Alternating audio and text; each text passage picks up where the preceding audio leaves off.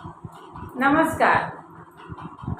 हर हर महादेव, बम बम महादेव, घर घर महादेव। यह सावन का महीना चल रहा है। श्रावण के महीने में हम लोग भोले बाबा की कथा करते हैं, कथा सुनते हैं और भोले बाबा की चर्चा करते हैं। तो आज एक चर्चा करते हैं कि प्रयागराज में एक ब्राह्मण रहते थे। उनका नाम था शिवनाथ और उनकी पत्नी का नाम था ज्ञान देवी। शिवनाथ बहुत परिश्रमी थे, बहुत मेहनत करते थे, अपना मेहनत मजदूरी करके किसी तरह अपना गुजारा करते थे। ज्ञान देवी भी बहुत धार्मिक प्रवृत्ति की थी।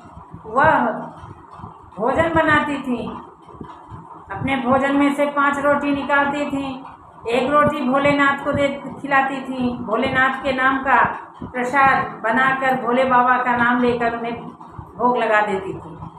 1 रोटी विष्णु जी को भोग लगाती, 1 ब्रह्मा के नाम की भोग लगाती और 1 रोटी अपने इष्ट के नाम का भोग लगाती और 5वीं रोटी वो अपने पितृ के नाम का भोग लगा देती थी। सभी को भोग लगा करके और आचमन करके और गौ माता को ले जा करके खिला देती थी। इसी तरह से उनका क्रम चलता रहा।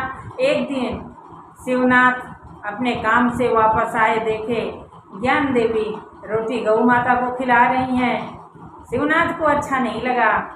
अरे भाग्यवान, मैं इतना परिश्रम करता हूँ तब किसी तरह से 2 टाइम की रोटी नसीब होती है, जिसमें से तुम आधा तो गाय को खिला देती हो, फिर आधे में हम दोनों लोग खाते हैं, ये कैसे चलेगा।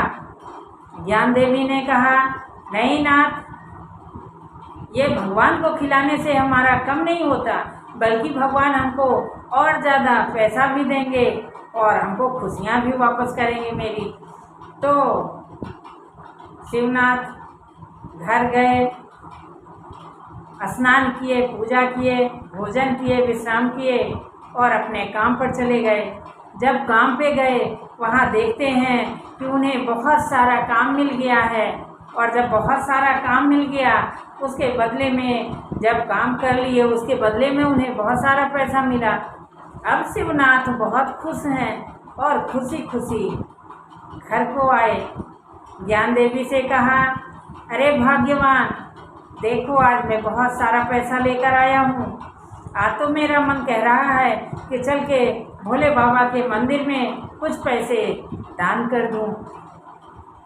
ज्ञान देवी ने कहा, हाँ नाथ, जो आप कह रहे हो मेरा भी यही विचार है कि चल के हम लोग कुछ पैसे मंदिर में दान कर देते हैं।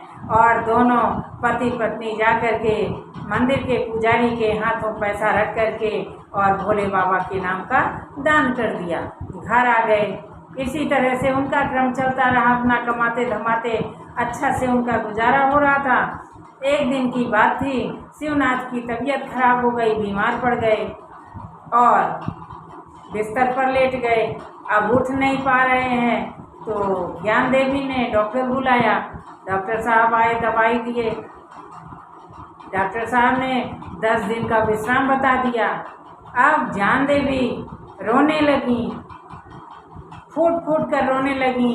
अब मेरा क्या होगा, अब मैं कैसे भोजन बनाऊंगी, अपने प्रभु को कैसे भोग लगाऊंगी, क्योंकि उनको अपने खाने की कम चिंता थी, अपने प्रभु को भोग लगाने की, अपने भगवान को भोग लगाने की। हमारे भगवान भूखे रह जाएंगे, उसके लिए उन्हें बहुत दुख था। यह रोते रोते ज्ञान देवी अपने पति के पैरों के तरफ जा कर के और लेट गईं। भोले बाबा से प्रार्थना कर रही, हे भोलेनाथ, मेरा कैसे होगा, मैं कैसे भोजन बनाऊंगी और मैं कैसे भोग लगाऊंगी। भोले बाबा की दरबार चल रही थी। कैलाश पर्वत पे भगवान विष्णु, ब्रह्मा जी और भोलेनाथ तीनों त्रिदेव बैठे हुए थे कि भोलेनाथ अचानक उठे और खड़े हो गए। विष्णु ने कहा, भोलेनाथ क्या हुआ। बोले, अरे मेरा एक भक्त है, वह बहुत दुखी है, उसे मेरी आवश्यकता है, वो मुझे बुला रहा है, मुझे जाना होगा। विष्णु, इंद्र से कह के बारिश करवाओ,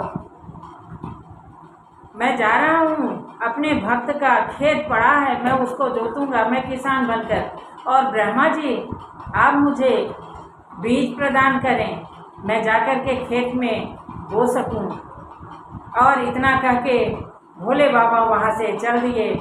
विष्णु जी ने इंद्र से कहकर बारिश करवाई और ब्रह्मा जी ने बीज दिए और भोलेनाथ किसान बनकर उस भक्त का खेत की जुताई किए और बीज डाल दिए।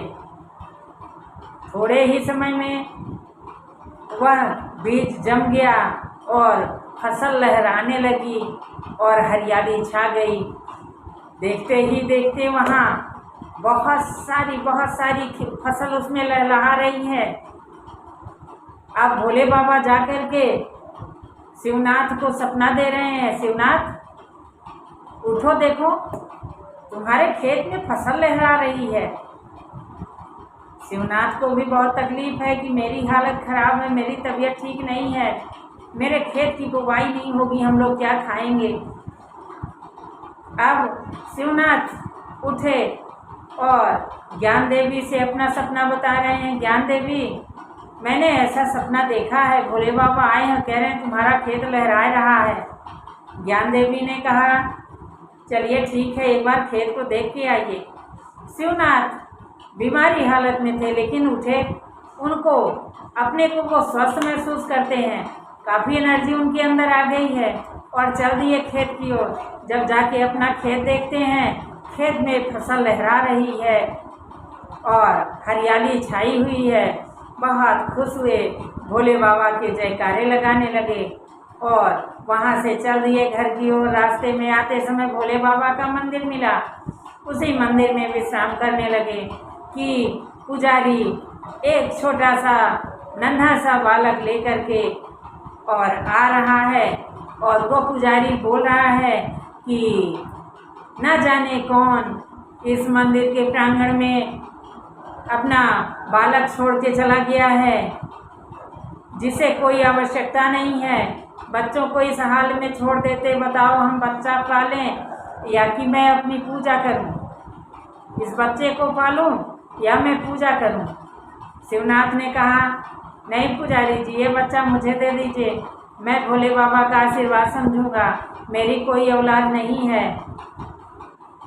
शिवनाथ गए घर और ज्ञान देवी से कहे अरे भाग्यवान, मंदिर में एक नन्हा सा बालक है, चलो हम लोग पुजारी जी से मांगेंगे, मिल जाएगा तो अच्छा होगा।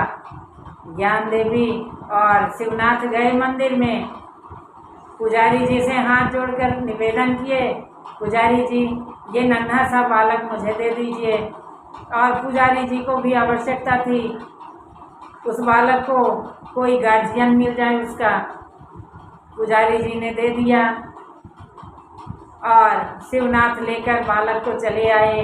ज्ञान देवी और शिवनाथ बालक को पाकर बहुत खुश हैं, घर में आ गए, उनकी फसल भी पकने को आई है और बालक भी मिल गया।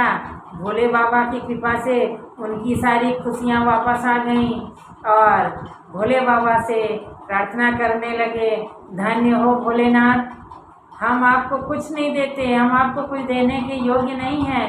प्रभु, जो भी हम भगवान को याद करते हैं, भगवान हमको याद करते हैं और हमको इतना देते हैं, हमको इतना देते हैं, हमें रखने की जगह भी नहीं होती है।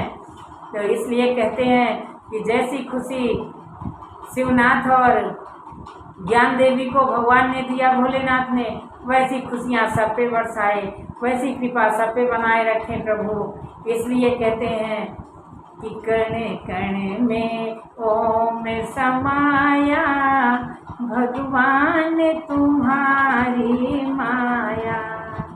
कण कण में ओम समाया, भगवान तुम्हारी माया। जय भोलेनाथ, जय प्रभु।